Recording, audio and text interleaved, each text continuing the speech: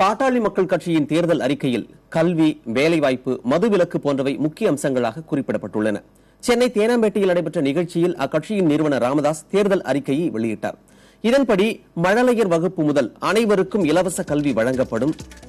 மத்திய அரசின் கேந்திரிய வித்யாலயா பள்ளிகளுக்கு இணையாக தமிழக பள்ளிகள் தரம் உயர்த்தப்படும். மாணவர்கள் செல்ல வசதியாக மாணவர்கள் பேருந்து இயக்கப்படும். அனைவருக்கும் இலவச மருத்துவம் வழங்கப்படும். இலஸ் மருத்துவ காப்பீடு வழங்கப்படும். தமிழகத்தில் முழு மதுவிலக்கு அமல்படுத்தப்படும். மரபணு மாற்றுப் பயிர்கள் அனுமதிக்கப்பட மாட்டாது. நீர்ப்பாசனத்திற்கென தனி அமைச்சகம் அமைக்கப்படும். தமிழகத்தில் மீண்டும் சட்ட மேலவை உருவாக்கப்படும்.